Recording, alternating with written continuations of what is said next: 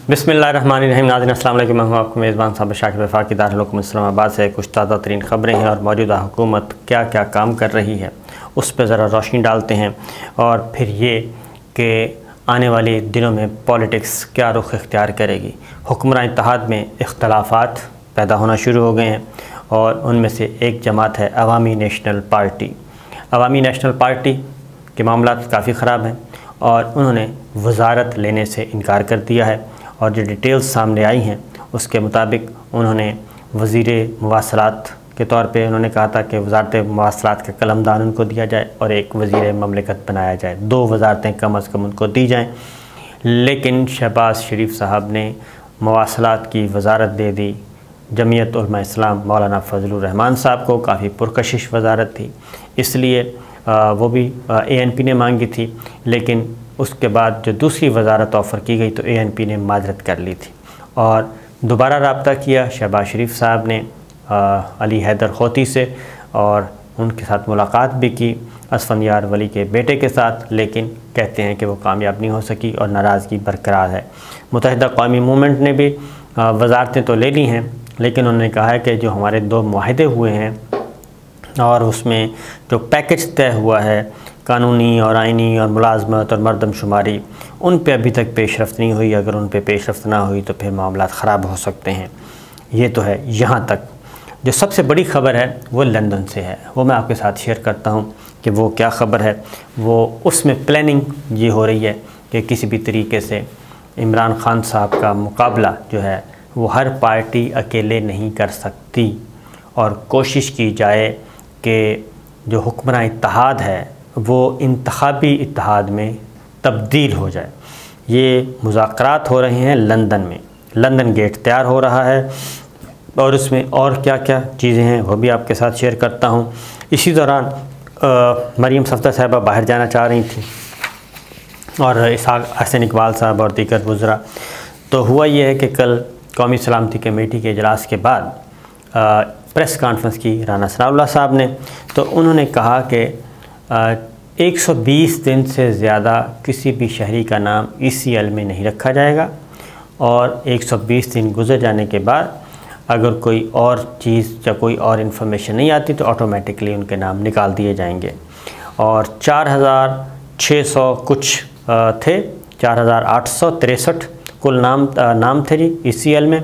उनमें से उन्होंने कहा कि 3000 जो नाम हैं वो निकाल दिए गए हैं, ख़ुद ब खुद निकल जाएंगे जिनको 120 दिन से ज़्यादा हुए।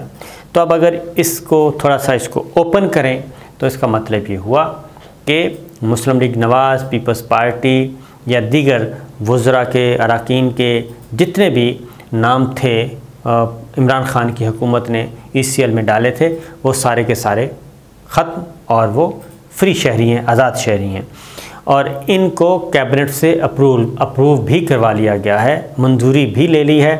3-4 रुकनी मेंबर्स की कमेटी बनाई थी, 4 रुकनी कमेटी बनी थी जिसमें आज़म नज़ीर तारड़ साहब, मौलाना असद और दीगर थे।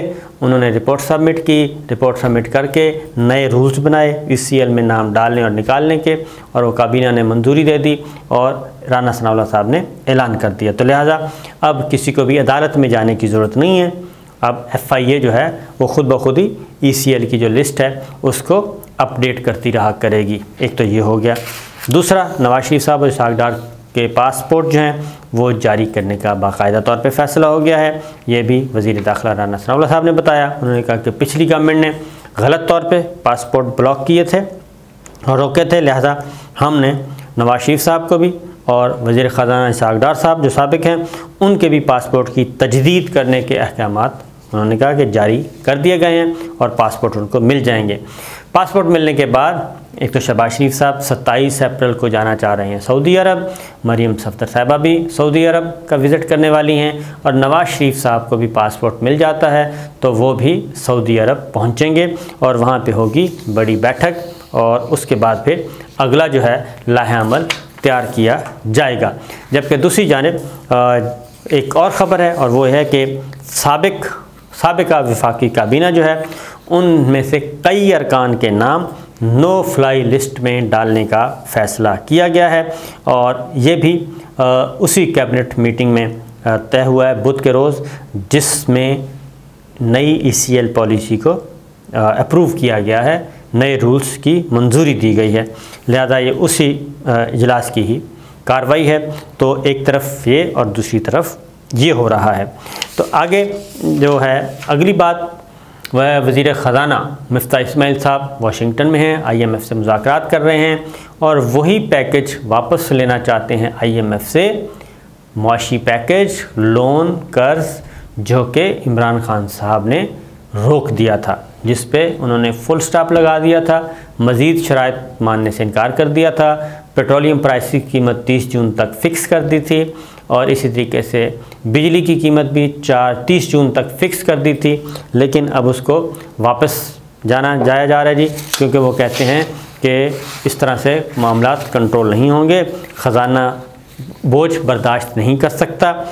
4 मज़ीद वज़रा ने हल्फ़ उठा लिया है, उनमें से एक वज़ीर जो हैं वो हैं चौधरी शुजात साहब के साहबजादे सालिक हुसैन। अब सालिक हुसैन साहब ने हल्फ़ लिया है। अब मुस्लिम लीग काफ 2 हिस्सों में बट गई है। चौधरी परवेज़ इलाही साहब, चौधरी मोनिस इलाही साहब एक साइड पे हो गए हैं और चौधरी सालिक और तारिक बशीर चीमा वो एक साइड पे हो गए हैं। वो दोनों कैबिनेट में शामिल हो गए हैं, दोनों काफ लीग के हैं। और दूसरे जो मोनिस इलाही और एक हुसैन इलाही एक और मेंबर हैं, उन्होंने एप्लीकेशन दे दी है मोनिस इलाही साहब ने स्पीकर को कि जो अपोजिशन लीडर है वो उनको बनाया जाए। 3 अरकान के दस्तखत हैं, अभी मज़ीद देखने हैं कि और कौन कौन से रहनुमा आते हैं इसमें। तो ये चौधरी बिरादरान के दरमियान भी अब बिल्कुल जो सियासी किबला है दोनों का मुख्तलिफ होता जा रहा है और उसमें ट्वीट्स भी हो रही हैं, अब फ्रंट फुट पे आ रहे हैं, तनकीद कर रहे हैं। जबकि चौधरी शुजात साहब ने कहा है कि उनके बेटे ने जो फ़ैसले किए वो उन्होंने कहा कि मेरी मर्ज़ी से किए, मुझे एतमाद में लेके किए, मैं उनके साथ हूँ। तो ये भी होता है। तहरीक अदम एतमाद में BAP भी तकसीम हो गई थी, मुस्लिम लीग काफ भी तकसीम हो गई और GDA इमरान खान साहब के साथ खड़ी रही, डॉक्टर फहमीदा मिर्ज़ा और उनके दीगर। तो ये चीज़ें चल रही हैं। MQM इधर आ गई थी, वो आपको पता ही है। तो 4 वज़रा ने हल्फ़ उठाया मज़ीद और उनमें जावेद लतीफ़ साहब भी हैं और इस बार सदर ममलिकत डॉक्टर आरिफ अलवी साहब ने इनसे हल्फ़ लिया और इनकार नहीं किया, ना ही उनकी तबीयत ख़राब हुई। जबकि दूसरी जानिब वज़ीर आला पंजाब का तनाज़ा बदस्तूर वहीं का वहीं है। गवर्नर पंजाब उमर सरफराज चीमा साहब ने हमज़ा शहबाज से हल्फ़ लेने से इनकार कर दिया था और उन्होंने कहा था कि ये इलेक्शन मुतनाज़ है, स्पीकर की रिपोर्ट आ चुकी है और दीगर रिपोर्ट्स आ चुकी हैं, लिहाजा मैं गैर आइनी काम नहीं कर सकता। मामला पहुंचा लाहौर हाई कोर्ट में, तो लाहौर हाई कोर्ट ने गवर्नर साहब से पूछा, यानी कि एडवोकेट जनरल से पूछा कि बताएं। तो एडवोकेट जनरल ने वहाँ पे बड़ा स्ट्रिक्ट स्टैंड लिया। उन्होंने कहा जी गवर्नर साहब कहते हैं कि ये इलेक्शन दुरुस्त नहीं है और हल्फ़ ना लेने की वजूहात वो प्रेसिडेंट ऑफ पाकिस्तान को बता देंगे और उसके बाद ये मामला सदर ममलिकत देखेंगे। लेकिन लाहौर हाई कोर्ट ने ऑर्डर दिया एडवोकेट जनरल को कि प्रेसिडेंट ऑफ पाकिस्तान से क्या कहा जाए कि वो किसी को मुकर्रर करें जो हमज़ा शहबाज से वज़ारत आला पंजाब का हल्फ़ ले, इसको नहीं रोका जा सकता। अब प्रेसिडेंसी क्या जवाब देती है इसके बारे में अभी इंतज़ार करना पड़ेगा 2-1 दिन, क्योंकि आज तो हफ्ता हो गया है, इतवार है, 2 दिन तो कोई एक्टिविटी नहीं होनी। नेक्स्ट वीक ही अब ये मालूम होगा। रिटर्न ऑर्डर एडवोकेट जनरल ने पहुंचाना है फेडरल गवर्नमेंट को, फेडरल गवर्नमेंट पहुंचाएगी फिर प्रेसिडेंसी को। तो ये देखना है कि ये मामला कहां तक जाता है। अभी तक हमज़ा शहबाज साहब का जो हल्फ़ है वो रुका हुआ है। ये छोटी छोटी खबरें थीं लेकिन इम्पॉर्टेंट खबरें थीं। अब आते हैं लंदन का जो प्लान है, लंदन प्लान, लंदन गेट क्या है। बिलावल भुट्टो पहुँचे हुए हैं लंदन। 2 मुलाकातें उनकी नवाज शरीफ साहब से हुई और उसमें बात ये हुई है कि जो पाकिस्तान पीपल्स पार्टी और मुस्लिम लीग नवाज़ इंतखाबी इत्तेहाद बनाएं, दोनों जमातें मिलकर इलेक्शन लड़ें अगले आम इंतखाबात, और इसमें एक और जमात को भी शामिल कर लें और वो होगी, ये फ़िलहाल तो पाकिस्तान पीपल्स पार्टी और मुस्लिम लीग नवाज़ कर रहे हैं, उस इंतखाबी इत्तेहाद में पंजाब से 10 कौमी असम्बली की नशिस्तें पीपल्स पार्टी ने मांगी हैं और उनके नीचे 20 नशिस्तें सूबाई वो भी पीपल्स पार्टी ने मांगी हैं, ताकि इमरान खान साहब को आउट किया जा सके, तहरीक इंसाफ को आउट किया जा सके और तमाम जमातें मिल के, और इस तरीके से जी PDM, ये मैंने आपको पहले भी खबर दी थी कि PDM को इंतखाबी इत्तेहाद में तब्दील किया जाए। लेकिन इसमें मुस्लिम लीग नवाज़ शायद इस बात को पसंद ना करे, अफोर्ड ना करे, क्योंकि पंजाब में वो कहते हैं कि किसी और जमात का क्यों कोई आए, पाकिस्तान पीपल्स पार्टी को दोबारा एंट्री क्यों दी जाए पंजाब में, और अगर पंजाब में हमें एंट्री देनी है तो फिर सिंध में हमें सीटें दें।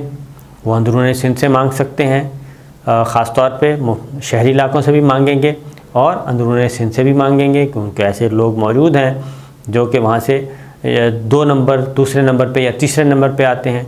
तो ये एक नया फिनोमेना है कि पाकिस्तान तहरीक इंसाफ को हराने के लिए अब PDM और दीगर अपोजिशन यानी कि हुक्मरान इत्तेहाद जो है इस वक्त 14 जमाती 12 जमाती, वो सारे का सारा मिल जाए और फिर इमरान खान को शिकस्त दी जाए।